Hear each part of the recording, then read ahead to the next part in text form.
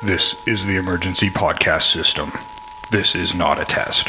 Movies are bombing all over the country. They are posing as movies you already know.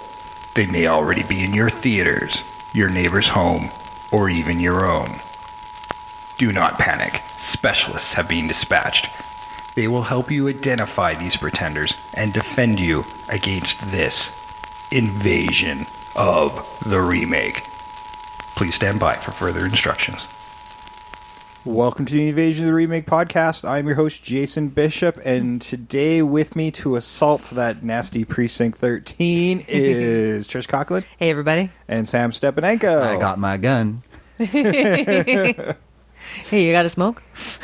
Oh, yes, what a great line. I love that running gag. Today we are talking about Assault on Precinct 13 from 1976, written, directed, music, edited. Everything was done by John Carpenter. Mm-hmm. Including a small uncredited cameo. That is also true. I mean, this was kind of after that, his sci-fi student film. Mm-hmm. Yes. So this is his first kind of hired gig, isn't it? Well, yeah, like I think the hiring was part where you get total creative control, and they just wanted like a low-budget exploitation flick, and it turned out to be a good movie. Yeah, really, really, really low budget. There's no way this was not a success because at $150,000, I'm sure not a single person on this project got paid up front. That was barely enough to rent the equipment, I'm sure. Barely, yeah. Even in 1976, that's really low. That's at that point, you're probably like piecing the movie together on short ends. Like, even the film stock would have been more than that. Yeah. Yeah, but he pulled off a great film. Yeah, it's a fun film. Shot single location, 20 days. It was a pretty short shoot. Especially in the 70s. Yeah, right? I never did find like a box office for how this actually did, but come on, it had to make money. Well, what I was reading was it didn't initially start out very good, doing very well, and then it went over to Europe, and people were like, "Oh my god, this is amazing!" And then that cachet came back, Right. and that helped get them a lot of money. Yeah, I'm sure everybody got paid on the back end of that, but I'm sure the reviews were a bit wonky too on this thing. There's some pretty shocking stuff in there for 1976. Yes, there is. And, I mean, I think part of the reason it did he was able to do it so cheap, too, is because there's no name actors in here. None. Not a single one. No, I mean, some of them would become names a little bit later on because they'd get used again by John Carpenter down the road. A lot of them didn't, but... Yeah. Well, one of them was just his neighbor. Yes, one of them was his damn neighbor. But, I mean, great choice. Like, this guy is good. When I saw him on screen, I was like, I get it. Totally get it. Was that Darwin? That was his... That was Napoleon. Napoleon. Well, that's what I meant. Darwin Justin. Oh, yeah. Okay. Yeah. The guy who played Napoleon. Yeah. Which we never got an answer for. That's my only gripe with this. He promised. Yeah, he did promise. But the person he made the promise to died, right? So no, it was at the very end when they're doing their last stand. He tells the lieutenant guy, he's like, "I'll tell you in a few minutes." Oh, okay, that's right. But then they didn't die. Well, he said in a few minutes. He didn't say when we die. Well, yeah, but he was still sticking to his rule. But he said in a few minutes. Yeah, because he thought he was going to die. I know, but that doesn't mean... If he said, before I die, sure. And maybe he didn't say that. Well, maybe he did tell him. It was off screen. Well, but we never got an answer, and that was Trish's beef. Yeah, well, I wouldn't... What's in Jules' case? Like, who cares? Here's what I wouldn't have minded. Just as they're walking out, like, he'd be like, "So, you kind of owe me a story." And then we never hear it, but at least I get that closure. Yeah, well, I mean, this is a raw John Carpenter. I think he probably would have put that in hindsight. Yeah, but left it dangling. Oh yeah, it's. I mean, it's we know really it's early in John Carpenter's career. I mean, this is still considered like the third best of his films. So good. It's actually really enjoyable. Simple idea. He got the idea from Night of the Living Dead, and that really speaks to how inhuman the gang assaulting it kind of appears. Yeah. Just this emotionless force. Yes, and I not monstrous per se, but emotionless. And people Emotionalism. trapped in a place Yeah. trying to fight them off. yeah, you know, very simple. I drew comparisons to 310 to Yuma from this as well, which we've already done. But it's got that same feel. You've got the transportation of a prisoner, and then there's the delay in the holdup, and then you have the gang coming after them, right? More so with the remake than with the original, but it has that same type of feel. Well, what if I said Rio Bravo? Yeah. I know, because I read that too. But I Rio Bravo was also, definitely an inspiration for this. Yes, But and that was because he kind of wanted to make a Western, but not super in vogue at the time. And he couldn't do it on the budget. And he couldn't do it on the budget. I mean, $150,000, there's no way he could do it on the budget. So And he period made it. stuff. He just took a Western idea and brought it up to 1976. Okay, fine. Yeah, it worked. It worked fine. I mean, we see those tropes still being used today in modern cinema. You can't get a Western to work in the theaters right now, but if you take a Western trope and put it into a modern setting, no problem. It Absolutely. works. It still works. I mean, it's just don't tell anybody it's a Western. Yep. And then it'll win an Oscar. Tell them later that it was inspired by, and then you'll be fine. Yeah. No Country for Old Men. Yep, Totally a Western. exactly. Logan. Totally a Western. Yes. Totally Western, yeah. There's lots of them out there. I mean, when you think about the fact that Western films were the action films of the 50s and 60s for the most part, right? I mean, and all the tropes that we see in modern action films are in there. It's certainly a lot bigger and explodier and maybe more action film than less dialogue, but essentially the same basic storylines, right? Good guy versus bad guy. Yeah. Yeah. And boy, the bad guy's bad in this one. Oh, yeah. In both of them. In Both both of of them. them. Assault on Precinct 13 from 1976. It starred Austin Stoker, who would go on to do Battle of the Planet of the Apes. He played Ethan Bishop.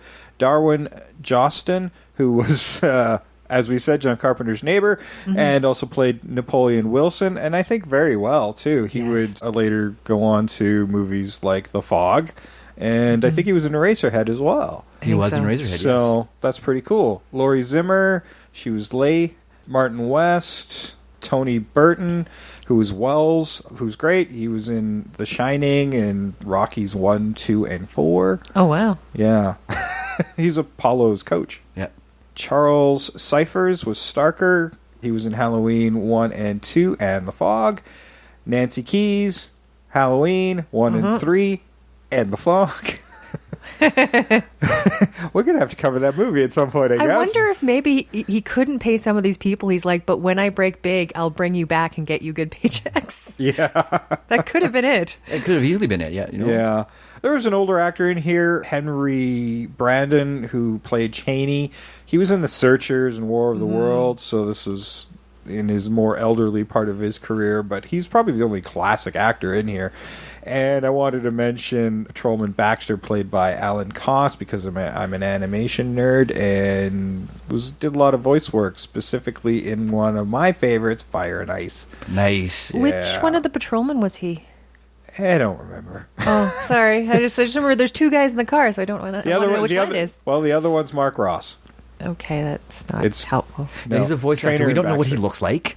I know, but it's always, to me, it's always entertaining to see a voice actor's face. Well, you did. It's up to you to figure out I which one he know, is. but I mean, if he's changing it for other things, it's kind of nice to like, okay, he can make that voice do different things. Like, it's just interesting yeah, to see. I didn't care that much about the Lost Patrolman who couldn't find a war. That's so funny. There are some great moments of levity in the original. There are, like, Yeah. and they drop, like, really quickly, and sometimes you're like, wait a minute, that was pretty funny. Yep. And it's just kind of, it's interesting, too, where they have that one moment where the guy's like, you know, there's something just really weird about that precinct right now. And he's like, I can't put my finger on it. Yeah. Yeah. I mean, the fact that there were still supposed to be people in there and there were no lights on should have been their first clue, right? Yeah. There are some flaws in the logic of Yeah. both of these films, really. Sure. But they might have just thought, I was like, oh, well, I thought it was like closing later. Maybe they just decided to close up early. Like, I don't know. You can see somebody justifying it if there's nothing untoward. Because the whole point of it is the gangs have removed any evidence that anything bad has happened. Yeah, no, that Which is speaks to their inhumanity and just how big this unified gang is. Yeah, and it was timely because in the mid '70s when this movie was made, I mean, these large gangs were a thing. I mean, we saw like the Warriors is another example of that, where there was a very much like a disenchanted youth joining these gangs. Right? So it was very timely when you really think about it. Yeah, and this gang particularly got a hold of a lot of weapons with silencers and automatic weapons and things and they reported in the media that these are out there. Yeah, they're causing kind of random havoc with them. Yeah. Well, Mythbusters kind of showed us the silencers only do so much, so sure. it's not real, but you get what was happening here. Yeah, you do certainly. I mean, yeah, they're suppressors, so the noise isn't going to carry as far. You can still hear it. I mean, that's why in the movie you get the yeah, but it's still much louder than that. Yeah.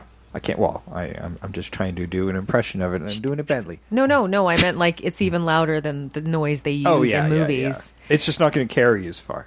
I mean, the idea of what they were getting at, like, I could get why they're closing the precinct because it's in an abandoned neighborhood. Like, it's not just the precinct, but there's only like 2 people living in the entire neighborhood, and they're way off in the distance. They are way off in the distance, but close enough to hear the noise and stuff to report it, so that the police do patrol, but they just can't find anything. But then the block is the whole telephone, that grid is taken down, so they couldn't if they wanted to. Which I like the fact that they kind of tie up that end.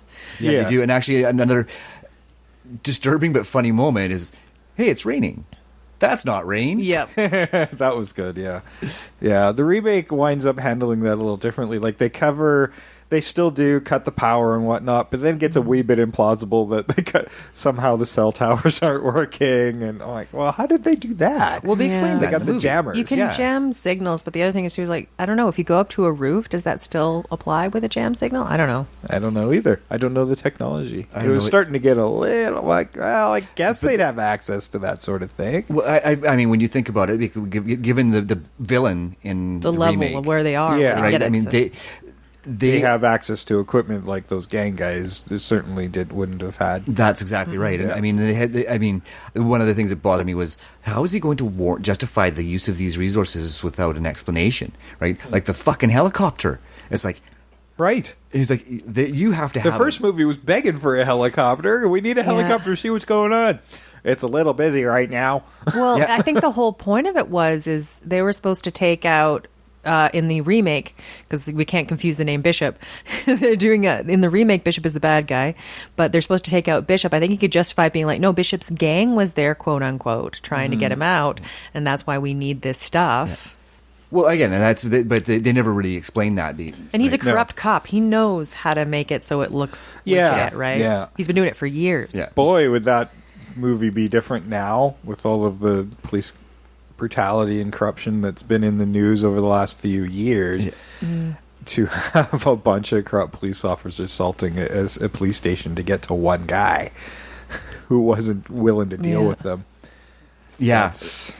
It's still topical, actually. Still topical. The movie might have done better now. But he's also more of I always thought he was more of like a kind of a kingpin. He's a higher up guy. He's not like just a gang member. He's not a thug. He's got people. Bishop? No, he's he's he's a mob boss. Yeah, he is a man in charge. And I freaking love Lawrence Fishburne in this role. Absolutely, so good. He was good, yes. This was Assault on Precinct 13 remake from 2005, budgeted at $20 million.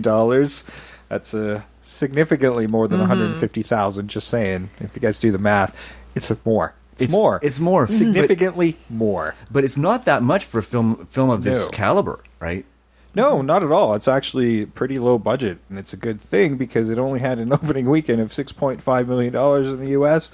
And a gross of 19.97. So it came in under its budget. Worldwide gross $35.3 million. So it was a bust. That would be a bust. Yeah. That doesn't even handle marketing. Could it be marketing. with that It cast? should have done better. And that's right. I mean, listen to this cast. Ethan Hawke, Lawrence Fishburne, Gabriel Byrne, Maria Bello, Drea DiMatteo from The Sopranos, which was hot at the time, John Leguizamo, Brian Dennehy, Ja Rule. Yes. Like... And Hugh fucking Dillon. Yes. Yes. I remember seeing that at the beginning. 3 people who were in Sons of Anarchy. Yes. Kim Coates was in this. Kim Coates. Yep. And as soon as I saw Kim Coates, I'm like, they filmed this in Toronto. Yep. Because when you see Hugh Dillon and Kim Coates in the same movie, yeah. Yeah. And see, I knew Filmed in that because Canada. it was Darren Frost, too, who's another comedian that I know. There you go. I was like, it's Darren Frost. This was directed by Jean-Francis Richet. Didn't go on to a heck of a lot, but the screenplay was by James DeMonico. And if that doesn't sound familiar, 3 Purge movies later, where have you been? And gee, I wonder where he got the idea. And Ethan Hawke, for that matter. Exactly, yes. Probably, yeah, a little friendship nepotism happening there. Yeah, well, why not? They had obviously something sparked there, and it went on to spark a successful franchise. So Exactly. Yeah, a good very on 'em. successful one. Good on them. No, yeah, kudos to anybody who. I mean, the writing on this was really solid. Like, there is very little wrong with this remake. You know, Yeah. yeah, they take some things that may have been awkward or uncomfortable about the first one, switch them around a little Yeah. bit. There's the names of the characters are very different in this movie, with the exception of the surname Bishop.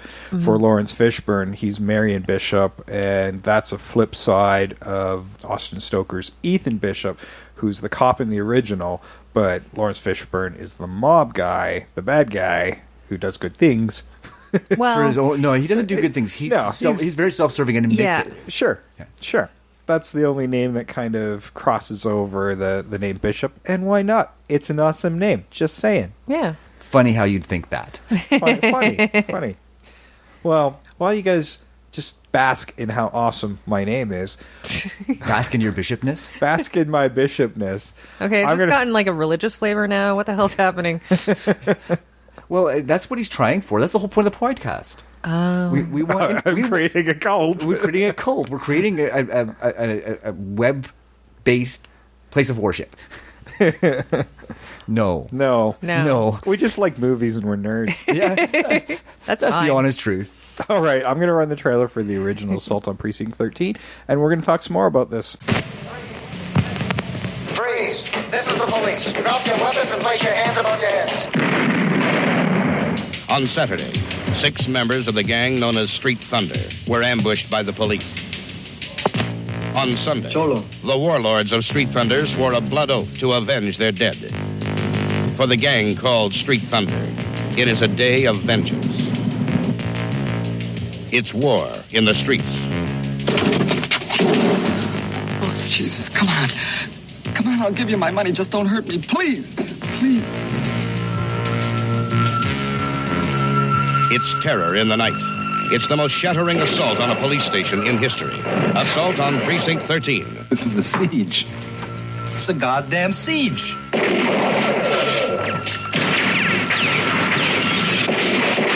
You're gonna stay here and hold until somebody comes. Okay? We're in the middle of a city. Inside a police station.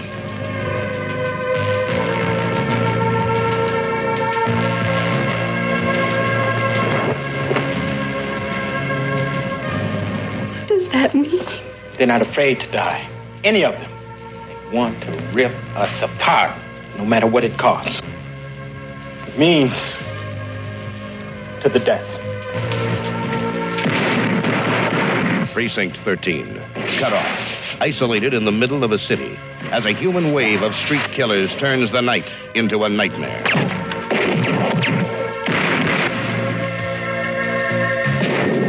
We got a war going on down here. We can't find the damn thing. A white-hot night of hate. Assault on Precinct 13.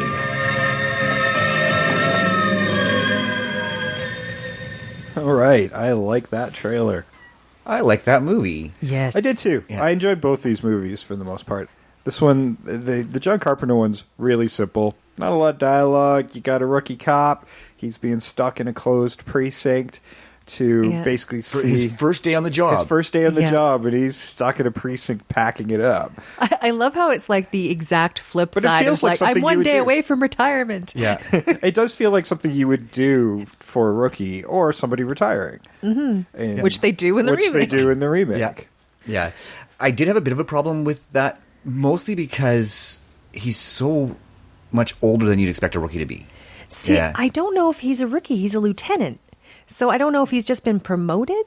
I don't know. First day on the job in that town, maybe? Yeah, maybe. I mean, there's just no background At that precinct with he's supposed that to be at? character. He's certainly a happy-go-lucky. He's whistling on his way to work, and it's all a nice day. As we also see the creeping, crawling car with the warlords in it. Yeah.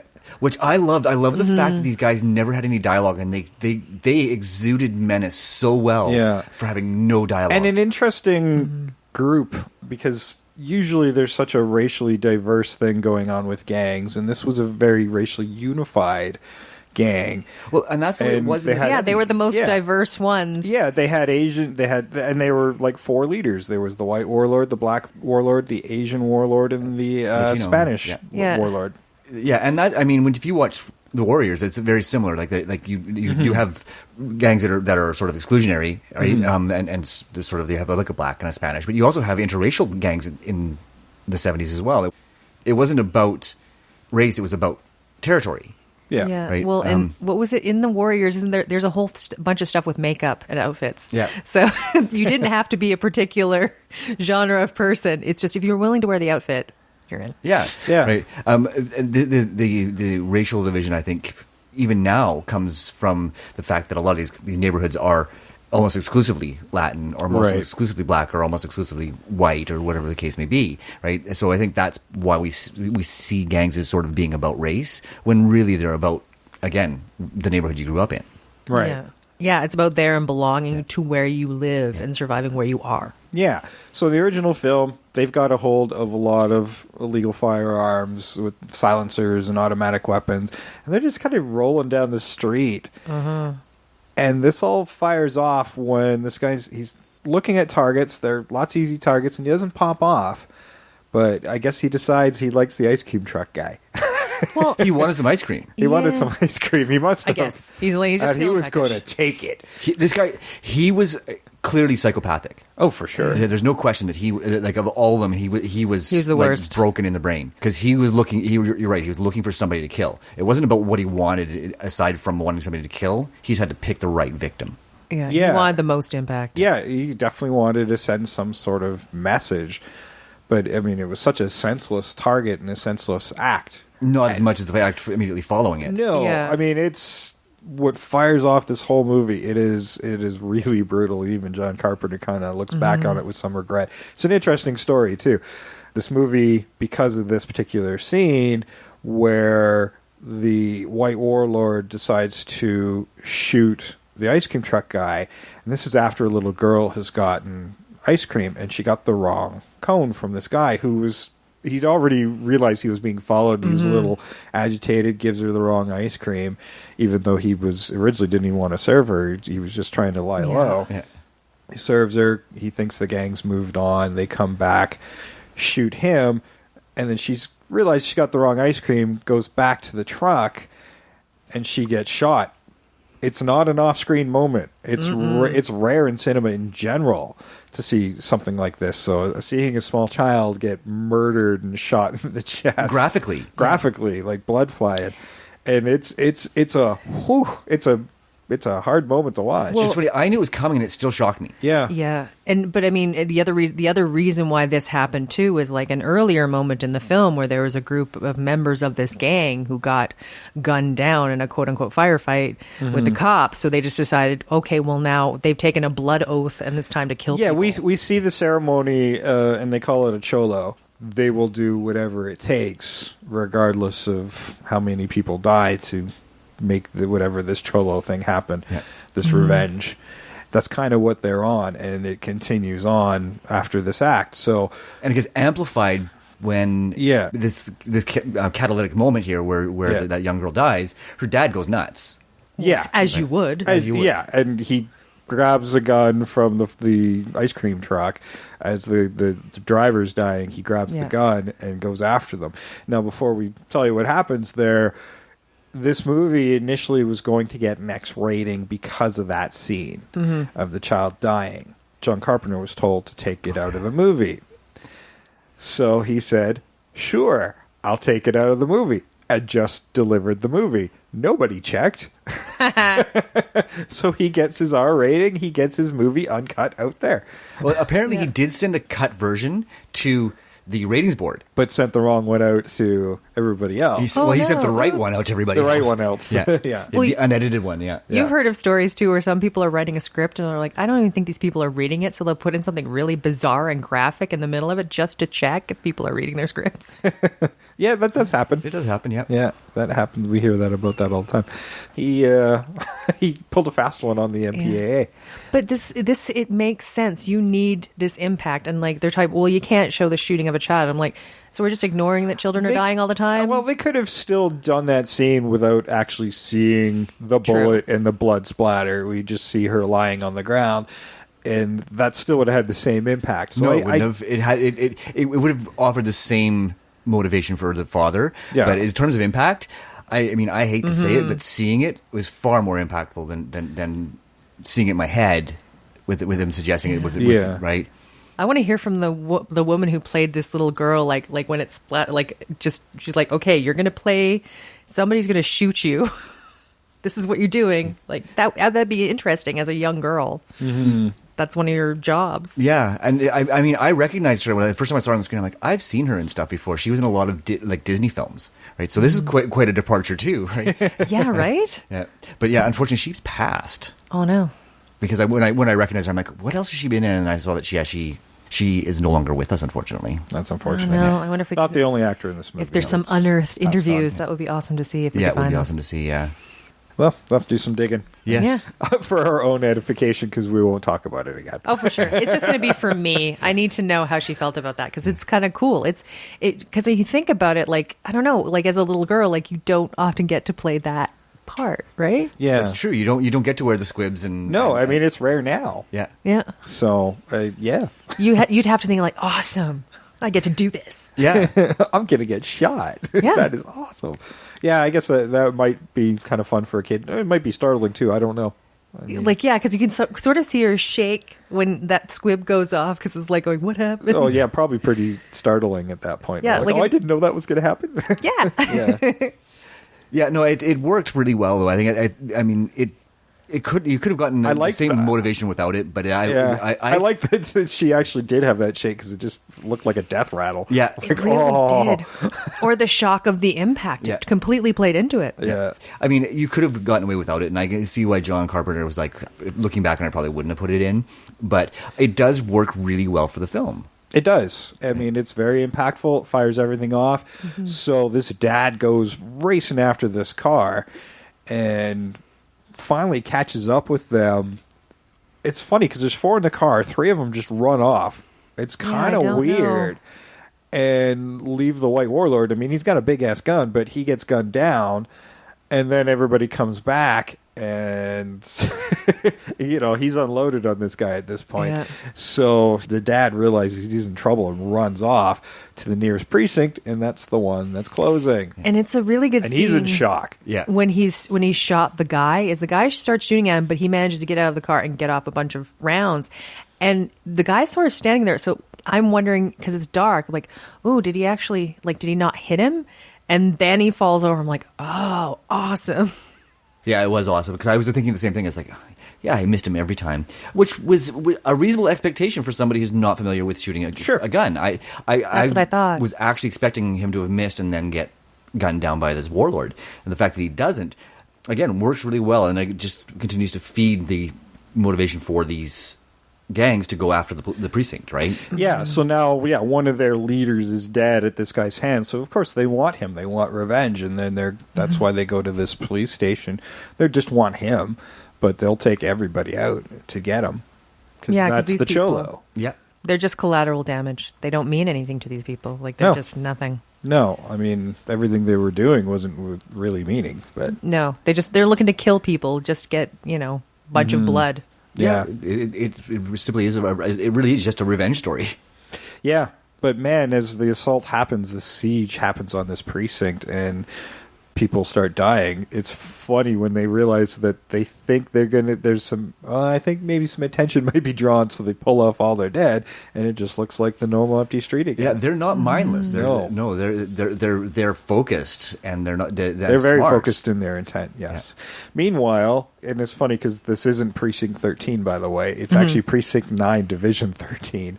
But I'm guessing they came up with the title later. There was a few titles that Carpenter wanted to use, and then it wound up being the producers wound up choosing a name for him. They weren't happy with his names. Although one of them was just called The Siege. I'm like, that would have worked. It totally would have worked. Yeah. But yeah, I don't know. I like Assault on Precinct 13. It really just tells you everything you need to know. Yeah, it's on the nose. All right, great. Except it's not Precinct 13. Yeah. Precinct 9. And then I think there was a sign hanging above the door that said Precinct 14. So I don't know. $150,000 70s. Yeah, I guess. Continuity wasn't really a thing. No. 13's just a nice number. Assault on Precinct 9 doesn't really have the same. No, it rolls off the tongue rhythm. a little bit more. Yeah. Yeah, I mean it's a good title, regardless of the continuity errors. Yeah. So meanwhile, a prison transfer bus is taking these guys to a new prison.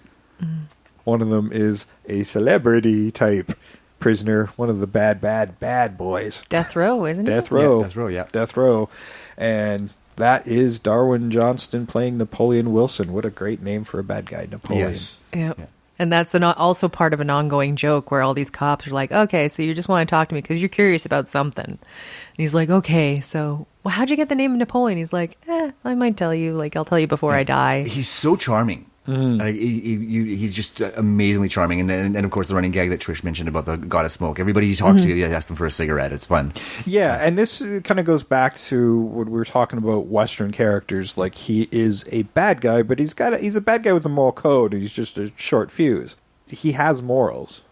He does. He's not like Fishburne's character. He's not like Bishop in the remake. Bishop is an unabashed criminal. Yeah. Right? Oh, yeah. Whereas I think that Napoleon is more of, he is a victim of circumstance to a certain extent. Of his temper, or he had a reason for killing these people, but he won't tell anybody what it was. Yeah. Right. It's like he's accepting his fate, accepting his punishment because he knew he did something wrong. He's very much a man at a time. Like, when you know that he wanted to make a modern Western, like, he is a Western villain. Yeah. Yeah. You know, in that 3:10 to Yuma kind of way. Yeah. I can see where you would come up with that comparison. Yeah, in so many ways. Like I said, right down from transportation of the bad guy or our criminal to another location, and they have to sort of hold up for a period of time until they can get him on the train. Ooh, right? So essentially, like, the whole thing is, you're transporting a thing, but this would be like the secondary one because it's a prison transport. So it's a sequel to 3:10 to Yuma. This is what happens after. Yeah, but yeah, so you have these two guys who get to know each other and respect each other. Yeah, while they spend this time together. And they wind up at this precinct because there's a sick passenger, and they need to get some attention for him, and just take a break on this transfer because they're not sure if he's infectious. They need to get him looked at, which never really comes to pass because they get there, they realize this is an empty station that can't do shit for them. Yes. So all they could do is lock them up, and they're even badmouth poor Ethan. It's like, what kind of place you run here? It's like, dude, I'm just here holding down the fort until it's closed. Like, this is just, you've just got here at the last day of a closing down sale. Yeah. Yeah. There's nothing on the shelves. Yeah. Sorry. There's literally nothing left. Like, there's Yeah. a few items that still have to be hauled away. Yeah. Fortunately, one of them happens to be a weapons locker, but Yeah. Yes, thank God for that. But Or an acetylene tank. yeah, so this basically becomes the good guys and the bad guys have to work together to survive this assault from this gang. because they're all going to be victims otherwise. Yes, they all got to set their shit aside and get through it. That's funny because in both cases they both go through sewers. Yes, They do. Shit aside. Well, when you think about it, this is sort of the basis for kind of a lot of other movies. Like, this is Independence Day, but rather than like a gang outside, it's aliens from another planet and people have to band together to fight them. It's a whole thing about, if there's a bigger threat, people will work together. Yeah. Well, that was Ozymandias' motivation in Watchmen. Yeah, exactly. It's a very common trope. Like we were talking earlier, Western tropes just translate really well to modern film if used correctly. Yeah. So, I mean, and the prisoners being transferred, they're very interesting characters, at least the ones that don't get knocked off right away. The sick guy, you realize, is going to make it very far because we don't even really get to He doesn't even talk, I don't think. No, he's like, ugh. That's really all we get from him.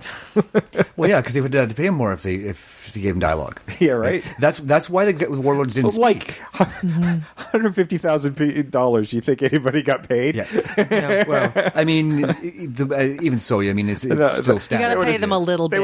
They would have been back end deals. They'd had to have been back end deals. But they still would have paid less to somebody who didn't have any dialogue, which is why the absolutely, didn't speak. Yeah, they're silent on screen. Yeah. Which, like you said, them not speaking makes more sense. It adds to their menace. Yeah, right. They don't explain their motivation, and there's no dialogue. It just makes them that much scarier. And they were actually made me a little uncomfortable because they were so creepy. Mm-hmm. Yeah. And you can get the Night of the Living Dead sort of vibe is like, I'm not getting, there's these people and there's just this mindless, just single-minded goal. And the hordes of them, right? Yeah. Mm-hmm. Right. You know, and there's arguments about handing over this dude. Yeah. But that's not what a cop's going to do. Absolutely not. I'm here to protect. Yeah. Well, and that's the whole funny, the interesting thing where you have with Napoleon and Bishop. He rescues him the first time when everybody's getting shot outside. Like he uncuffs him from a guy who's dead and pulls him in. Mm-hmm. And then I think something else happens the second time where he saves him. And that's where he's kind of like, why did you save me the second time? And that's the whole point. It's like, I think between them, they understand the moral code. Like, I don't think Napoleon kills just like mindlessly, but also Bishop was like, I'm a cop. I know you're a criminal, but I can't just let people kill you. Yeah. And that keeps coming back. Like when they're talking about maybe sending somebody out to the car to get help, but there's no keys. But first they look at Ethan, who's been kind of the leader inside, organizing everything, and he looks at the two crooks and his secretary who's been hurt by a gun, and he's like, well, don't look at me. I don't know how to hotwire a car. Dude, I'm a cop. Yeah. So, and Wells, who was probably had some of my favorite moments in this, even though he was a much smaller character, he was like, "Damn it, I'm gonna have to go." Well, you don't have to go. So he's like, "Well, if we do flip a coin, I'm gonna lose. That's just my luck." Yes, well, it's great. It's funny a great was moment. when he's talking about his luck. I'm like, dude. Look at all the bullet holes in that fucking place, and not a one has hit you. You've been shooting with an empty gun. You're pretty fucking lucky. I love the bit with the empty gun. Like, you think your luck is shit? My God, I would kill for that luck. Yeah, because at one point he was going to try to escape and was going to take the secretary hostage. He pulls the trigger and nothing. He's like, well, damn. She sees it when it's like in between. Yeah. And there's a whole speech, and she's like, I would have saved my breath if I knew your gun wasn't loaded.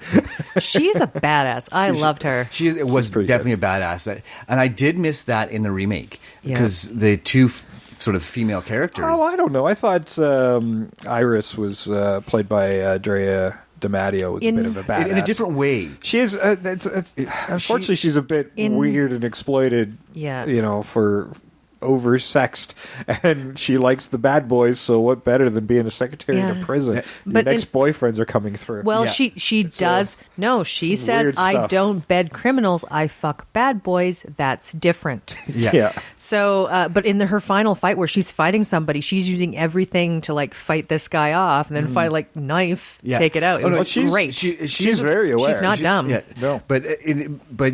She doesn't seem as, at least initially, like for the first like 3/4 of the film, she kind of in the way a lot. Like she gets rescued a few times. Oh, not like Maria Bello though. Oh, Maria Bello was absolutely. She might as well have been the comatose guy in shock and I think that's what she's supposed to be. Through the whole film. Yeah, she's supposed to be that, but she's verbal. Yeah, because she's getting paid.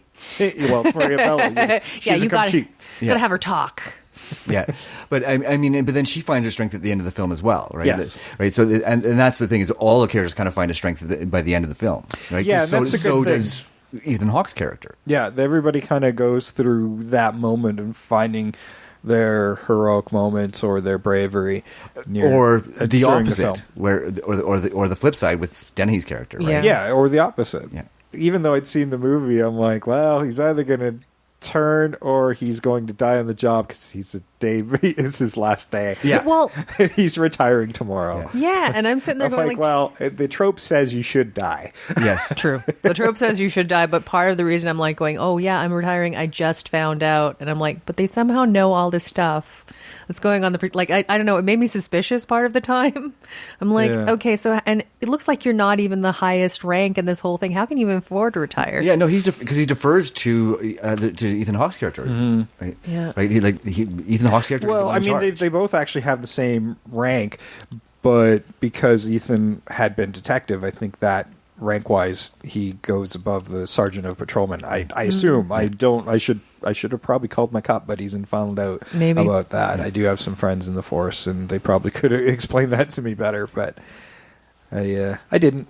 Well, there's desk sergeants, and then you're right, and then patrol sergeants. Whereas this guy, he was basically put on a desk after the opening scene. Actually, we see him doing a undercover job as a drug dealer. Yeah, and it goes south real fast. I like him as a drug dealer. Oh, it was so much fun to watch. Yeah, it was so much fun to watch because he was just absolutely manic. Mm-hmm. And what you'd want. Yeah, I still think Ethan Hawke's kind of underappreciated as an actor. He's been in some fine movies and given some amazing performances, and still, I don't think he quite gets the roles some of his compatriots do. He is never not good. Yeah, like never. He never calls in a performance. No, he's like what I call a stealth actor. Is like you remember, oh, Ethan Hawke's in this, and then you sort of somewhat forget how good he is, and then every time he's in a movie, you're like, oh yeah, and then you remember how good he is, then you forget, then you remember, then you forget, then you remember. Well, he picks films that are not big films, right? I mean, he does stuff because he wants to do it, not because he's going to make a paycheck. And I think that's part of why you don't sort of see him as being as present in popular culture. Because he doesn't pick blockbusters. He picks these little films that he thinks are going to be a lot of fun for him to do, right? Right. And they're going to feel good about having done. I mean, aside from Training Day, which was, and even then, that seemed to be something he would gravitate to because it's got something deeper going on. Exactly. I love Daybreakers, but again, didn't do all that well. Yeah. Yeah, Daybreakers is great. Maybe something will happen with that. Like Training Day sparked an entire TV series with The Shield. So and of course the Training Day TV series that didn't do fuck all, but same concepts in both shows and probably wouldn't exist without the movies. So. That's exactly right. I loved him in Sinister. He sparked, Sinister and The Purge. You know, like that's now a successful franchise, but it went on without him. He was only in one movie. Yeah. But well, you die, you can't go on. Yeah. But when he picks roles like really meaningful film. Yeah. Yeah. Right? Like he does stuff because it's because it's good. Yeah. Rather like when The Rock comes in and regenerates a franchise, Ethan Hawke just gets in and starts building the foundation and then leaves. Yeah. That's what he does. Yeah. Yeah, at this point, man, I'm looking at The Rock's 2018. I'm like, ooh, it's going to be interesting. Rampage, huh? Rampage. I didn't know that was going to be a thing. And then I saw the trailer. I'm like, I kind of want to see this because it looks like a video game train wreck. Nice. I love Dwayne Johnson, but he makes some pretty questionable choices in terms of his. But he gets paid a lot to make them. That's right. Yeah. And I don't know where this guy finds time to sleep. I mean, because it seems like he's got to be working like 23 hours a day. Oh, his work ethic's insane. Yeah. Mm-hmm. He's got TV series, movies at any given turn, and he's producing. Yeah, and then I was saying producing other stuff, making movies. Yeah. I certainly admire his work ethic. I wish I had half of that. Yeah, and then of course he stays fit too. He's in the gym all the time. Yeah. I don't know where he finds time. I don't know either. Maybe he's not human. Maybe he's the alien invasion, but if so, that's okay. Well, to get us back on track, I am going to run the trailer for the 2005 remake of Assault on Precinct 13, and we will be right back with more. What the hell is this? Fun and games? Does anybody work around here anymore? It was the night Precinct 13 was supposed to close its doors forever. No offense, officer, but we'll close it down. We're short-staffed. Central said we park here overnight until the road's clear. Until Detroit's most lethal prisoners changed everything. I'm responsible for everybody in here. That's my job. I assume you know who I am, Sergeant. You're a gangster. That's accurate. He's a cop killer.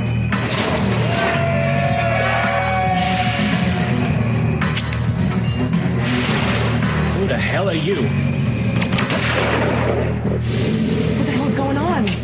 They're surrounding the place. Phones aren't working. I found this out there. Why are cops coming to kill us? One of my partners in crime is your fellow officer, Marcus Duval. If I make it to court, his whole team goes to jail. They can't allow me to leave this precinct alive. They can't allow any of us to live here alive. This winter, All right, choose a weapon. Anything you see. the only thing more dangerous than the criminals on the inside Come on, baby. What, are you going to trust these freaks? They need us as much as we need them. are the cops. On the outside, When this is over, you're going back to jail. This ain't about me and you. Not yet. We gotta put them all down. Without pause. Without regard.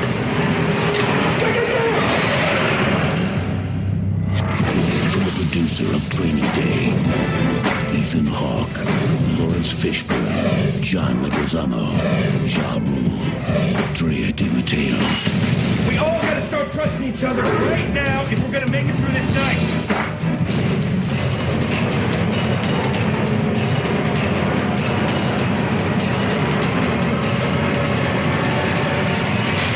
Assault on Precinct 13.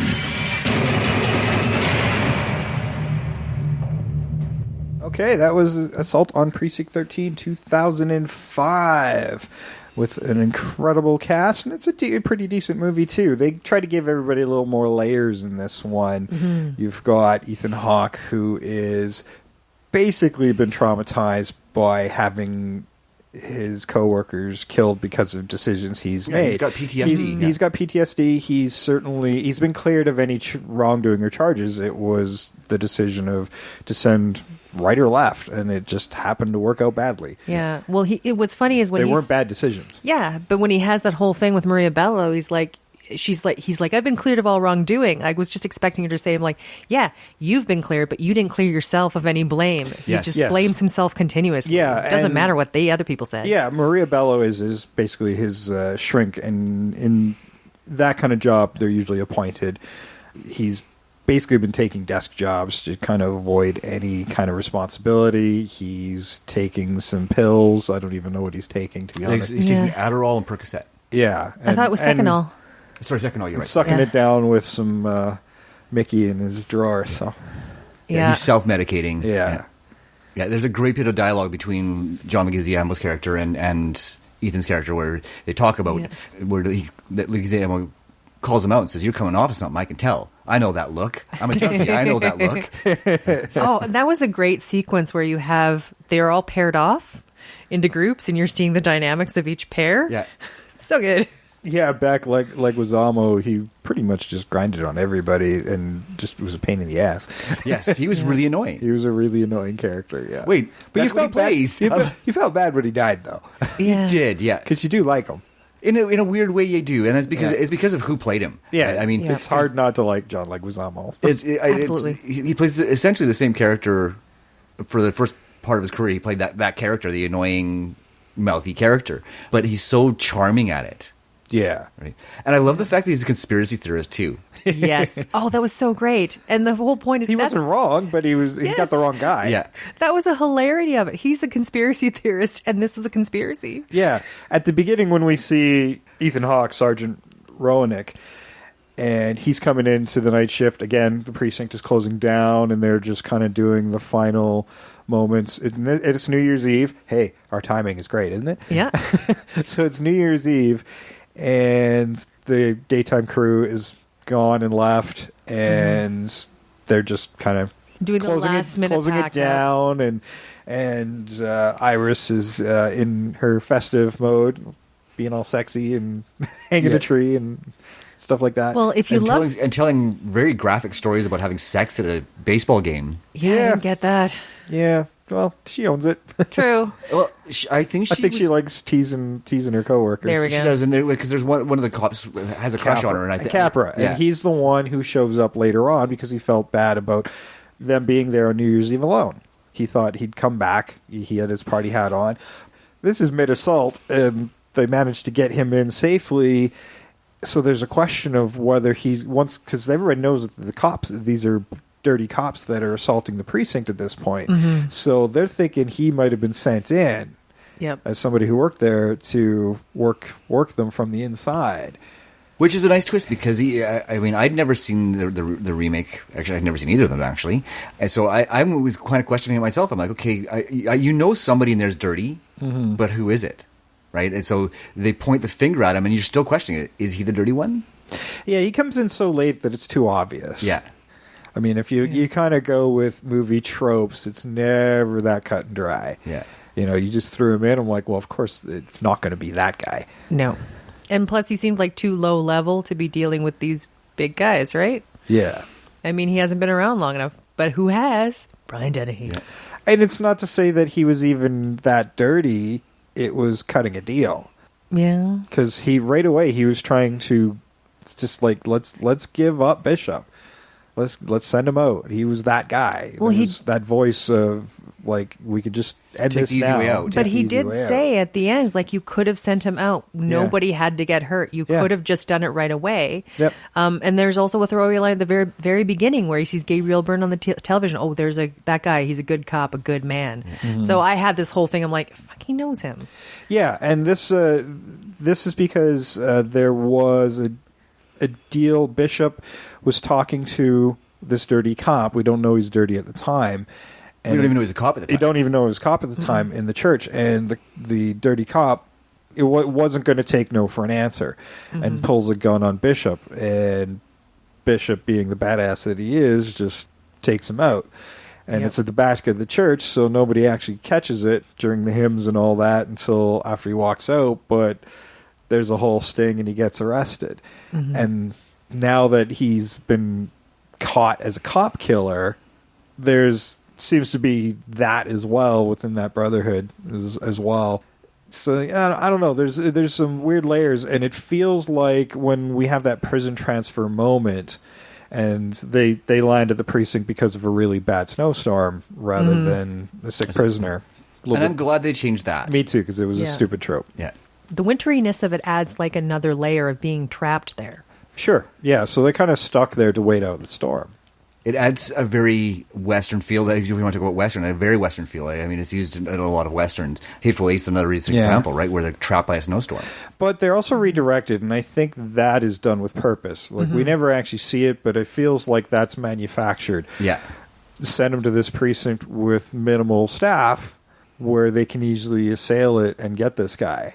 Yeah, rather because than they even asked the question, "Why'd you send us here? It's an empty precinct." Yeah, yeah, and you can see them totally being able to hide that redirect when they're like, "Look, we can just send these guys to this prison. Like they're kind of out of sight. They're not in like a major precinct where big problems could happen. This is out of the way. It won't cause any problems." Well, they say there's traffic accidents and things like that over the radio that redirects them to this precinct. The snowstorm is just good cover. I think they would have done it anyway. Oh yeah, And like it totally plays. Yeah, nobody says anything that was a setup, but I always assumed it was. Oh, me too. It always felt like, okay, yeah, that's what they're doing is pushing to this precinct. Especially when you find it is cops, right? Exactly. Right. And I love the fact that when you first find out they're cops, you don't know that it's because they're dirty. I originally thought that it was because they were going after the cop killer. Pure and simple. A really simple, pure motivation. Yeah, just a mob. Yeah, initially I was thinking something similar, mob justice. Yeah. Oh, see, I just kept going with the idea that he knows something. Cop justice. Yeah. No, but I'm watching it for the first time with like 2017 eyes, so of course I'm assuming that something terrible is going on. Yeah, and Gabriel Byrne, Captain Marcus Duvall, he's kind of heading up all of this, and that's when Dennehy sees him on TV. Oh yeah, he's a good cop and whatnot. And you don't put Dennehy, or you don't put somebody like Gabriel Byrne in a minor part. Yeah, hell no. So you know he's going to turn up later, and it takes a while for him to actually turn up in a more aggressive role. And even then, he doesn't play very long. No, for the head bad guy, he doesn't get an awful lot of screen time, but he makes, as usual, he makes great use of it, right? Yeah. And I kind of get why they didn't show up until kind of a little later. You need to sort of hit that midnight kind of post New Year's stuff because you don't want, there's a lot of transport happening after the fact, not within. Well, so. and you want to maintain that mystery. Like part of what worked with the original is that facelessness of it all. Mm-hmm. So having this assault happen and you're trying to put the pieces together with the characters. So you don't want to reveal it all on the front. Yeah. No. So you kind of still get that effect from the original film of what is happening, why are these guys doing it, and it's that survival horror mode. Yeah, and I mean when you for that first assault, it's where they come in through the prison basement window there. Again, they're silent. Those cops never talk. Right, it's all very silent. So you don't even know they're cops until later when Hawk goes out to the bus. Yes. Right. Yeah, when they're trying to make it so the bus won't stop. Pulls one of the dead ones, finds a badge. Yeah. Dude, why would you be carrying? Yeah, that's really stupid. That was dumb. Why would you have your badges with you during something like that? Because that's suspension hubris. of disbelief. Yeah. Well, hubris. You don't think this is going to be an easy get in, take everybody out, get out. Yeah. Well, he came straight from work. They think, they think it's going to be super device, easy, right?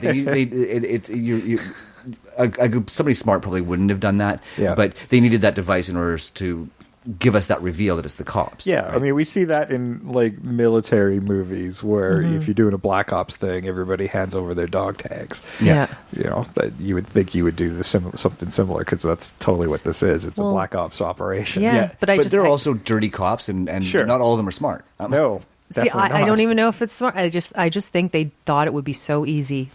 They just really didn't think about it. So we're doing this. Yeah. Well, it's New Year's Eve. We're doing this thing. I'm just coming off my shift. I don't have time to go home and have a shower and change. So maybe that's the thing. They just wound up coming from work. I've got a ski mask on. I'll just shoot everybody. They'll never see my face. It's fine. That's what's going to happen. But also, I think they sort of anticipated that maybe they would hand over Bishop. I think that was part of it, but they tried a direct assault first, right? They tried to sneak in, take him out. Want to put them in a position of fear so that they'll just deliver him. Well, they were going in to assassinate him. Yeah, they were the first attempt's an assassination attempt. They come in through the back door. They're hoping to do it quick and quiet. Once things are getting revealed, once we know that they're cops, then nobody can live through this. No. Once they have that knowledge, everybody has to die. Yeah, because there's a great bit of dialogue from Byrne, right, where he's talking about how he has to make a decision. Right, 8 lives or 33 lives. Mm-hmm. I mean, in the original, it's just simpler. You're holding this guy we want.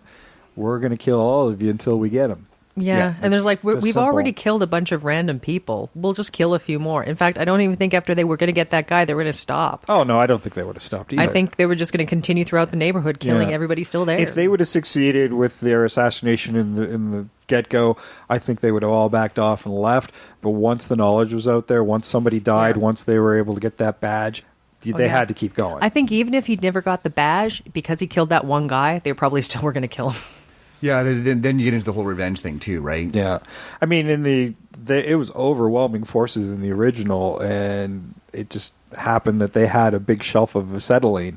Yeah. That kind of, they were backed into a corner, they created a kill box, get as many of them into that corridor as possible, and shoot that acetylene, and hope you don't blow up with it. Yeah. And hope the Coke machine's enough to block the blast. Yeah. Well, they did mention it. There's in there going, well, it was some guess. like sign or something. They were hiding behind some big metal sign. Yeah, yes, support your local police is what the sign said. Even better, yeah. And it did. Yeah. I thought that was so funny. So just again, those moments of levity that just make that work really well. And it is a hidden thing. You look at it, and you're like, this is a very tense moment, but that's pretty funny. Yeah.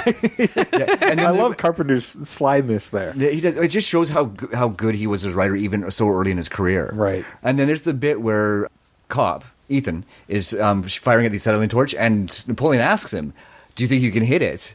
Right, and he takes him a couple shots to get it. It does. Yeah. Well, he's shooting through smoke because it's obscured by the smoke because they've started setting this place on fire. It is a pretty big shelf. Yeah.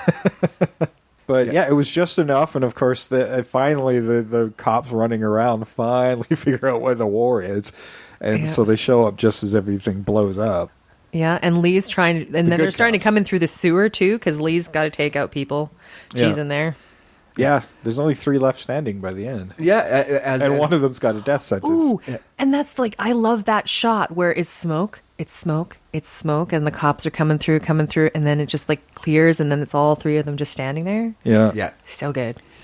And there were only 3 at the end of the remake as well, right? Yeah. You had Iris, Bishop, and... Yeah, and it was actually a bit bigger of a gang, too. At least they gave more for the criminals that on the bus. You had Anna, who was going to hotwire the car, but they weren't sure she was going to run, so they send Maria Bello's character, Dr. Sabian, to go to that car scene. And in both scenes, there's some dude hanging in the back seat waiting for them. They assumed they were going to make a try for this, and they're assassinated.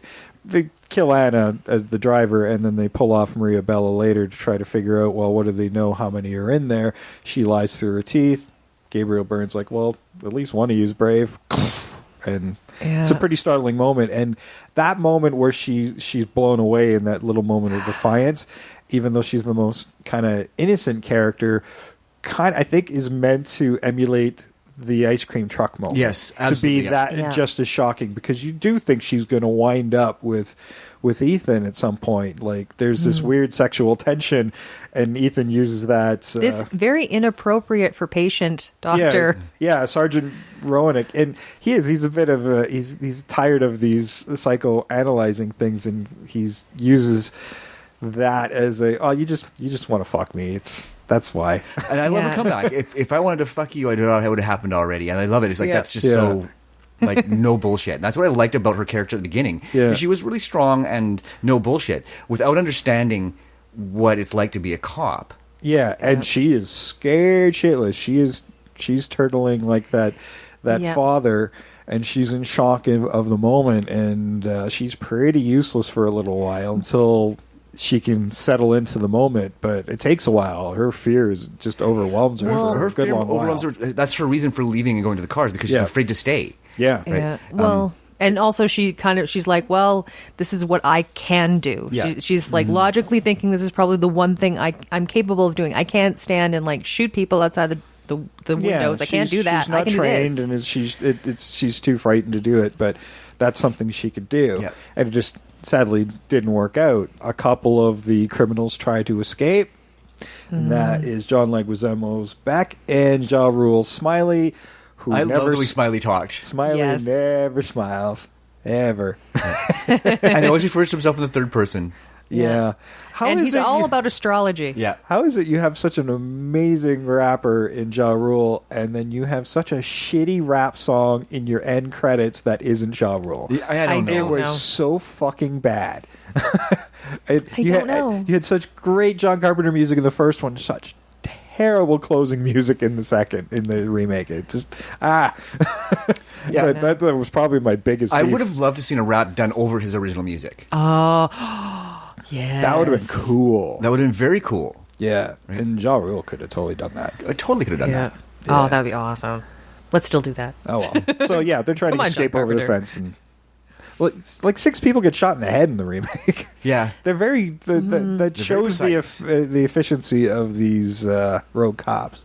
Yeah. Well, yeah, they've got. Well, look at they're all decked out in this pretty high-end equipment. Oh yeah, they have SWAT equipment. Yeah, well, because they're an elite task force, right? Like they're part of that elite task force that was investigating Bishop, right? And they're using this as a cover to do business with him. Yeah, Yeah, which kind of bothered me about a couple of times. They've shot the guy like in the basement with the jail cells. I'm like, okay, so he's got all the high end equipment. You can take his gun, that's fine, but take everything. Like strip this guy bare. Yeah. Take his night vision goggles and his bulletproof vest. I wish they would have stripped a little bit more, because they were working with bare minimum in this station. Exactly. At least they were smart enough to take the guns when they had the opportunity to do so. Unlike the first one, yeah. Oh, Yeah, and like the also first look one. through them. I'm like going, how much spare ammo do I have? Like, treat it like a Castle Wolfenstein game where you're just taking shit.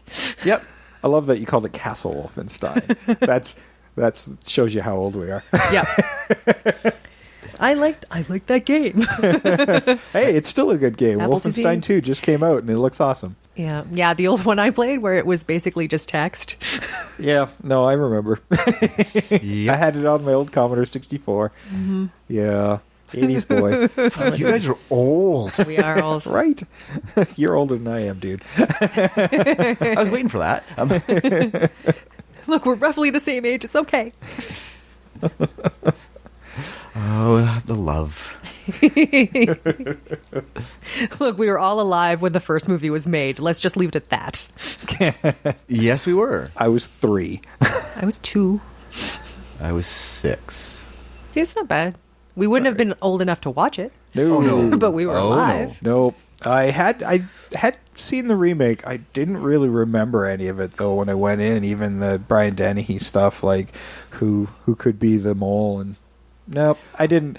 I figured it was him, but I didn't remember it was him. Yeah. No, it's I like they were talking about the construct of it. Some of the criticism was like it seemed like it was sort of formulaic, but I'm like, it's formulaic because this stuff was like super amazing when John Carpenter did it the first time. That's why. Yeah, no, I mean, it's a simple idea. You don't need to overcomplicate it to keep it entertaining. And I mean, God knows they put a lot more complication in it, and it didn't really hamper the film that much. Did, and actually, you know, I do have to say, as I was watching the movie last night, I was wondering about the extra 20 minutes, and I did feel a little futile, and there's a little bit they could have cut out, I felt. Well, I mean, maybe it's just because we've done this a lot at this point, but, you know, the tortured cop and dealing with psychological trauma, I mean, these are all good story bits, but it's not what the film's about. Who gives a fuck? Yeah, and the whole end scene where they escape through the sewer and then they run into they get caught and then they run into the woods. This station didn't have a whole bunch of unnecessary acetylene. Yeah, and that's, I mean, because it wouldn't. Although they had a Tommy gun. Yes, which was awesome. I'm like, how old is this station? I think that's the point. Why was it loaded? Yeah, why did they have that? Because it was that old, and plus, like, it's loaded and it's that old. The sucker's not going to fire. Well, it's like in the original movie when they're trying to get open that ammo case, and all the guns are already loaded. Yeah. Tosses the shotgun to Bishop, and he's firing, and like, why would they store it loaded? I don't know, because that's what happened. Especially if you're transporting it. When Bishop first gets there, he's the guy's in there, and he sees him loading the gun and putting it in that container. Yeah, that made very little sense. Yeah, I don't get that. At least you know the guns were loaded, though. At least they showed them being loaded. They did show it being loaded. But you definitely wouldn't transport them that way. No, you wouldn't transport loaded weapons like that. No way. And I mean, we saw the Tommy gun with the magazine on it, but we don't know that they didn't load the magazine. Yeah. Right. And I mean, you do I'm just talking about not right? maintaining a gun for decades. Yeah. Well, who knows? I mean, it could have been something confiscated. You hear about Tommy guns still getting confiscated. True. Right? So it could have been something that some gang member had. Yeah, if they're well maintained, they could be sitting. Yeah, but I guess if we're assuming it's maintained, sure. Yeah. If it isn't, no. Yeah, it was still awesome. Old weapons still work. Yeah. You know, you can get an Old West gun, and as long as it's well maintained. So, yeah, you were staring at my blinds. Yeah, I was. And it reminded me of something when I was watching the first movie, and I actually wrote this down as a note. The blinds are the best defense that Precinct has against people invading it. In both movies, actually. In both movies, because every time... Trying to awkwardly climb through them. Yeah, trying to close them, trying to climb through them. So, yeah, like blinds are a safety good thing to keep people out. Yes. Venetian blinds. You never knew that they were as good a defense as they are. Yeah. But yeah, they are a pain in the ass. That's why I don't have them in my house, because they're always like seem to get in your way when you're trying to do something. When you're trying to open the window, right? Unless you pull them up, and they never freaking work. Yeah. Yep. But they're a pain in the ass if somebody's trying to get in your window. So. And now I'm going to have to put some in my house as a security feature. Yep. Yeah. Oh, you'll definitely hear if somebody's climbing through your Venetian. Yeah, for sure. Right? And they get tangled up in them. Yeah. No, there's lots to be said about. And because they're not worried about getting paid, you'll probably hear, fuck, shit, damn it, as they're trying to get through. Yeah. Both precincts had a lot of windows, like a lot of windows. Yeah. Right? And that goes to how old these precincts are, because modern precincts tend to, like, well, I shouldn't say that. A lot of them are like entirely glass now, which is really stupid for a cop station, right? Because you think about it, you have prisoners. Yes. Right. Glass houses. Yeah, it's just maybe that's the point. They're like, see, we can't throw stones. We're in a glass house. Maybe, I don't know, but it just one of the things that you would think about is fewer windows in a place where you're housing criminals. Right? Yeah, especially after these movies. These are definitely older buildings, and they were going to be very hard to make secure. Although that back door, Yeah, what's up with that back door? You know, they were handcuffing doors and really trying to make them secure. And that was kind of fun with the remake, where they had that added moment of there's a mole possibly in there. That idea is laid down with Beck, and then that back door is left open. Yes. Well, that had to be somebody inside who did it. And all Bishop sees is a shadow, so he doesn't know who, but he knows it's somebody. Yeah, so they think it's Capra, the guy who came back, and cuff him because they're unsure, which is a good thing because, Bishop just wanted to waste him. Boy, would that have been sucked if he'd... Everybody would have felt real bad. Killed another cop, but this one was honest. Yeah.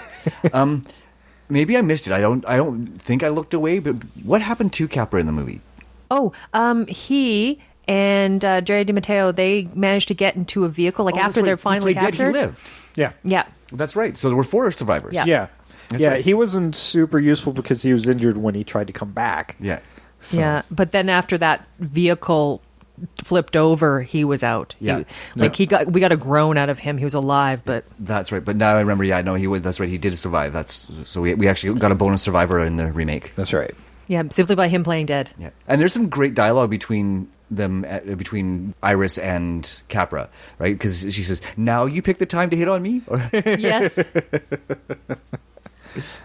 Ask me out because he's been flirting with her all along, right? They've had this sort of ongoing flirting thing going on, but now he finally gets the nerve to ask her out. New Year's resolution. Well, you know what? Maybe after this, she's like, "You came back, you drove everything," and she saves his life. She's like, maybe something might be happening with them in the future. She was trying to quit smoking, and he probably privately said, "I'm going to do it. I'm going to ask that hot girl out."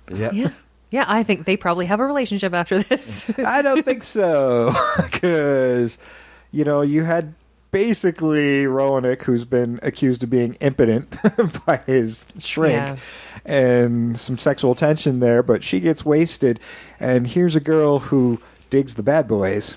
Yeah. And she even comments at the end of the film, "Well, you were kind of a badass." She's like, "Yeah, get used to it." So, the old Roanoke is back, and as they're walking off, I'm like, he's totally getting laid. He's totally getting some. Oh, no. I'm just hoping that Iris is like, you know what? Some of the bad boys haven't worked out so well. I'm turning over a new leaf. She's quit smoking. She did quit smoking. And that was one of her resolutions, was to give up the bad boys. It was. Yeah. So maybe... Yeah, so maybe, this will be her test. Yeah, this will be your test. There you go. But let's talk about the endings real quick, because that reminded me of the really substantial differences in the endings. Yes, they're very different. They're very, very different, and not only in where they happen and how they happen, but the tone of them. Because in the original, it's really about a mutual respect for each other, right? And there's the moment there where Napoleon, not Napoleon, Ethan. That's not confusing either, because your lead in the remake I know, is right? also Ethan. Yes. Not Ethan Hawke, Ethan Bishop from the original. Bishop, yes. Yeah. So Bishop in the original is there's all over, and the cop comes to take away Napoleon, and he's like, "No, get your hands off him." Right? Yeah. Treat him with respect. Right? Yeah, and then it's like, it'd be an honor to walk out with you. Yeah. Right? Yeah. Like there's a mutual respect there. Right? Yeah, and I think they survived something together, and he's still got to be a cop, and this guy is going to go off to his fate, and maybe that'll get stayed because of what he did there, and we don't know what the final thing with Napoleon will be, but which I like. There's a possibility because of this good act that he's done that maybe he'll get a stay of execution. Yeah. There's also another moment I enjoyed where the paramedic comes like, we've got a stretcher for you, ma'am," and she's like, and then she just walks out. Yeah. She's like, "No, fuck your stretcher." Yeah, she can walk out. Yeah, and then the end of the remake. I mean, you still get that sense of mutual respect, but it's way less impactful because it's in a way one of my few complaints. Is they lost that. Yeah, Roanoke, who's finally found his footing again, got his confidence back, and has been a good cop through this whole thing. He's protecting the prisoners, and could have just handed this guy over and had it Taken the easy way out. Yeah. But he didn't. He chose to be a good cop, and then he lets Lawrence Fishburne's Marion Bishop go. Like he can't keep him from going. Like Bishop's got a gun, Ethan Hawke's character's too beat up to go after him, but promises he's going to do it and only he will do it. So when all the firemen and honest police officers show up to the scene, is there anybody else roaming out here that we need to worry about? He says no, he lies and lets Bishop go because he wants to be the one to take him down. But that's sort of a trope that's used in a lot of places now. Like, there's at least 3 Fast and the Furious films where that happens. Makes me wonder if they were fishing for a sequel here or what that was. Like, he did a good thing today, just let him go. But I'll give you a head start was essentially what he was doing. Yeah, but I don't know if I would have breakish kind of thing too. Yeah, this is a trope that happens for being for a guy who's found his footing and become a good, he's a good cop and an honest cop. He does a dishonest thing at the end, and it kind of undermines his character in my mind. Yeah, for all his straight-lacedness, where even if he did a terrible thing and he's a cop killer, he'll still defend Bishop from getting assassinated. But at the same time, he doesn't lie. Mm-hmm. They don't have to worry about Bishop. No. Right? He stretches the truth a little bit because Bishop's running. He's not going to attack anybody. He's not going to hurt anybody. No. Right? So he didn't lie so much as just omitted a fact. Yeah, he's not that kind to criminal, but he is definitely a criminal who needs to be put in jail. Yes, absolutely. And he admits it. Yeah. He admits it numerous times to Ronick that he's not a good man. Anything he does is to serve his own purposes. Yeah. And he's just going to go right back to it. Yeah, and so he doesn't have that same moral code that Napoleon does in the original. Right, he doesn't have that standard that he holds himself to. No. Right, and they a couple of times during the movie, he's like, "We'll put our shit on pause." Yes. Well, even after they get out of they go through the sewers, get out of the manhole, he takes Iris hostage. Mm-hmm. And he's like, "Well, I'm sorry about this." And she's like, "Well, I don't fucking accept your apology." Yeah, it's not like you weren't expecting this. Yeah, but like that's his first instinct. Is, okay, so we're all free, we're all good. Okay, I'm going to go back to what I'm doing. Yeah. I'm going to get out of here. It's one of the things I didn't like about the remake was the absolute pure self-servingness of, I know it's a bad word, or poorly used, of this character. There's no redemption for him. Yeah. Mm-hmm. Right? Whereas there was for Napoleon. Yeah. It's easier to really have them be a protagonist and really root from them, at least even if it's like a strange code, to have a code that's just not about yourself. Right. Now, admittedly, it is more realistic. Sure. Yeah, true. Right? Because criminals are not likely to change their colors, even in a circumstance like this, right? Sure, they'll work with somebody to protect themselves, but as soon as that urgency's gone, they're going to revert to character. Yeah, well, it's going to be, now we've survived this, now I need to survive this. Yes. Like, I have another thing I still need to get out of, and that is going to jail for the rest of my life. Yeah. Yep. Right, so I mean, his motivations for leaving were certainly realistic. Yes, and absolutely. he didn't want to cause any more deaths in doing so. No, like, there is still a mutual respect of this thing they survived together. Well, it's more that at that point Ethan Hawke's kind of down, so he's not a threat at that time.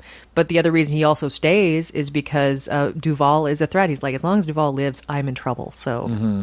Yeah, part of me thinks the sequel to this is Training Day. Yeah. Oh my God. So, as he's slow, this is Ronick's slow descent into corruption. Listeners, do a double feature with those two movies and tell us how it goes. Well, yeah, you know what? There is a parallel because in both cases he plays the straight-laced cop.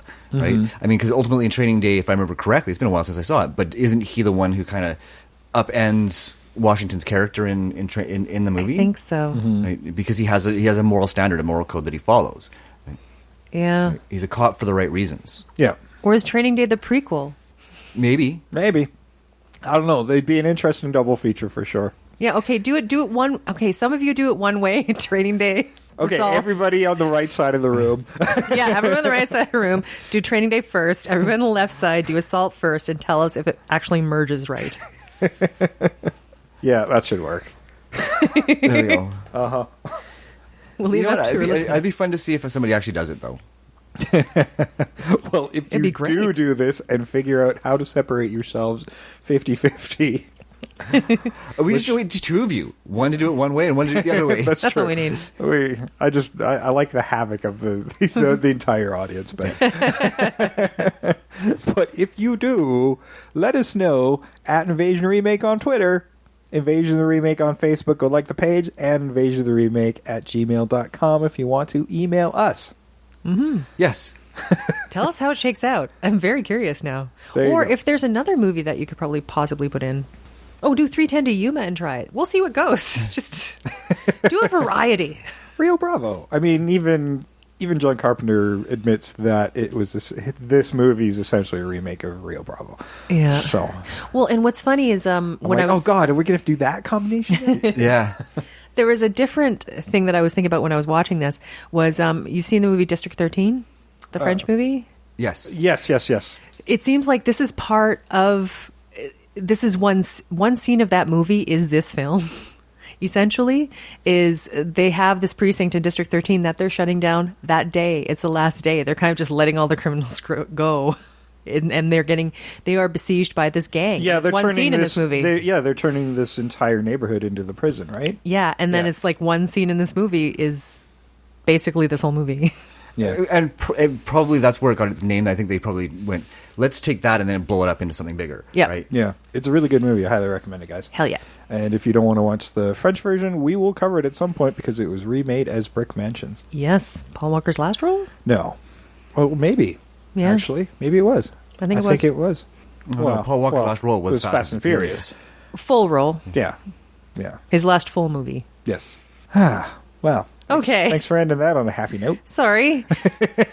You brought up Brick Mansions. It's not my fault. I want to go back just to that great John Carpenter synth score at the beginning. It was so good. It was so good. You know, his scores are so distinctively his. Yeah, right? I mean, when you like, as soon as you hear the opening notes, you're like, oh yeah, John Carpenter wrote this. Even if you didn't know, you would know if you've ever watched a John Carpenter film. Yeah. Right. We really love John Carpenter, don't we? We've done do. a lot of his films, and we still have some more to come. Well, because so many have been remade. Yeah. And they're really quite good. And there's That's many why they're places remade. you can go with them. And Carpenter himself has been good at making some of the best remakes.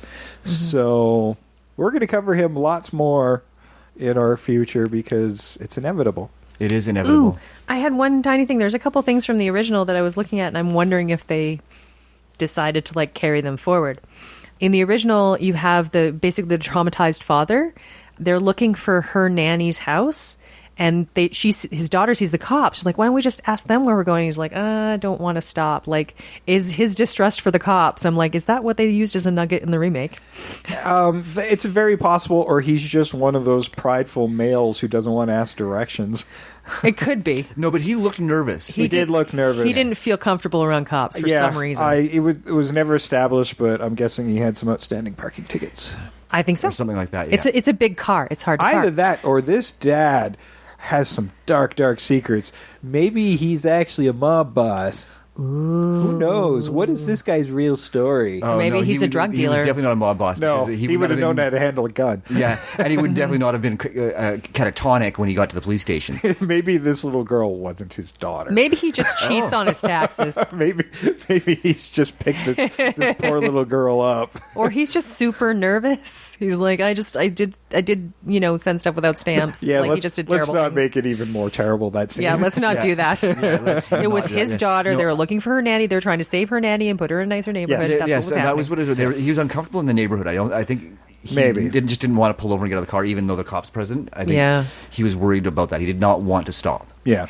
And then there was another bit where I'm pretty sure the ice cream truck guy is doing a crossword, and Bishop in the remake is doing crosswords all the time. I think that's a direct nod for sure. Okay. Just notice those. I just want to bring them up. Yeah.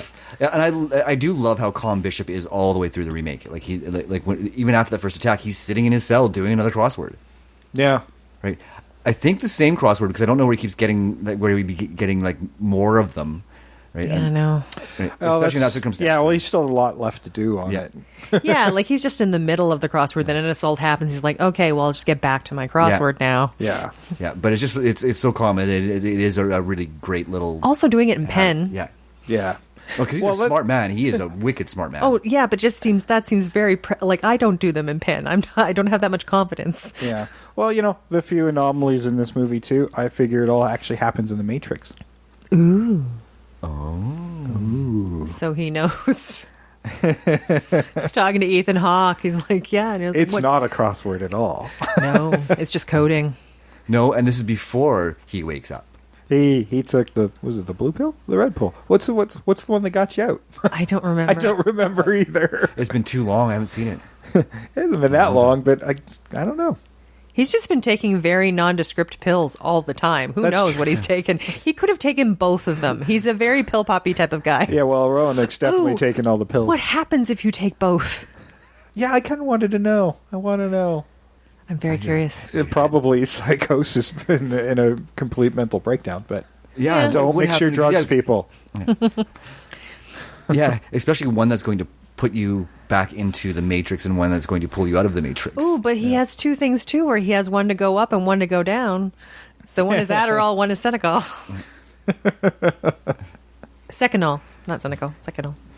Right. That's a completely different thing. Yeah, Senecal is a laxative. Don't get those mixed up. That would have made a completely different movie. They're shooting, he's popping a pill, and oh no, this is a laxative. Yeah, that would have given that bathroom scene the whole different meaning. Up the wall. Guy comes in from the rear. Oh, actually, no. Just splattered. Somebody's being held hostage. That's an Adam Sandler movie. No, but somebody's got a gun to your head. You're Netflix. being held hostage. You're like, you don't want to do this. And then just explosive diarrhea. That guy will let you go. Oh, boy. That's how you get out of a hostage situation, people. Well, if we didn't deserve 5 stars before, we do now. Please leave your ratings review over on iTunes and Apple Podcasts to help other people find the show that might like shows that like this that you like. And you can also tell them how to find the show. We're on a ton of different platforms. We are on iTunes, Apple Podcasts, Google Play Music, Stitcher, Blueberry, TuneIn Radio, Player FM, Spreaker, and frickin' YouTube. I conduct during that moment. Exactly. We know what we have to do. Spread the word on your social media. You see us post, you don't just like the post, but share it out on your walls as well. Then other people will see what you're enjoying.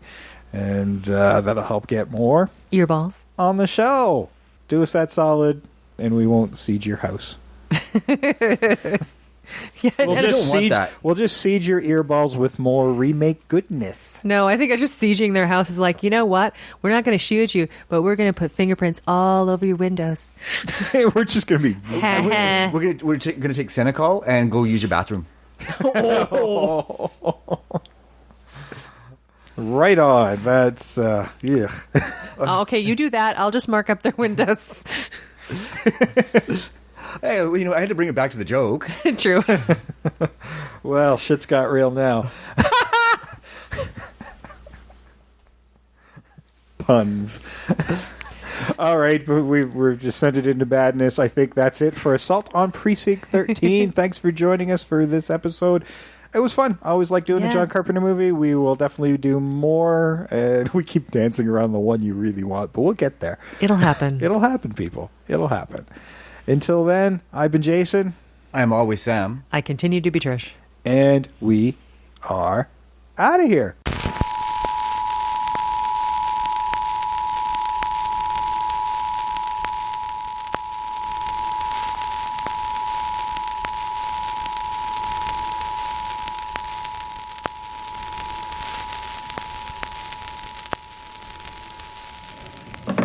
It'll work. You guys are crazy.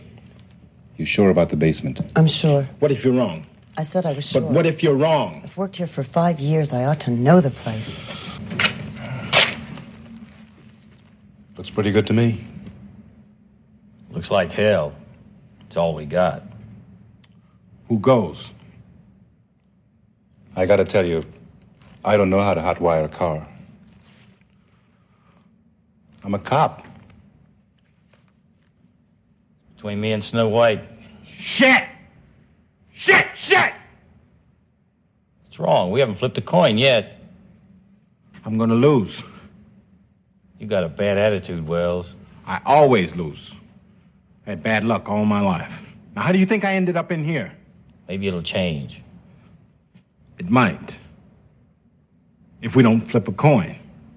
Let's do something else. What? Potatoes.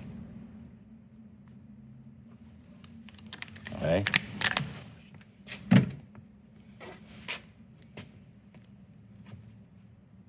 One play, two play, three play, four, five play, six play, seven play, more, eight play, nine play, 10 play, 11. Kiss my ass and go to heaven. Y-O-U spell you.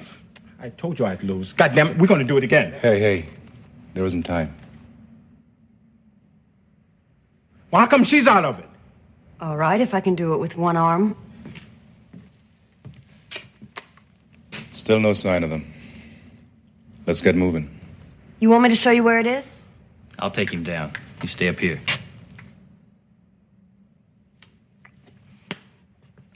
It's right next to the furnace. You can't miss it. Nobody gonna wish me luck? Good luck. Look at that.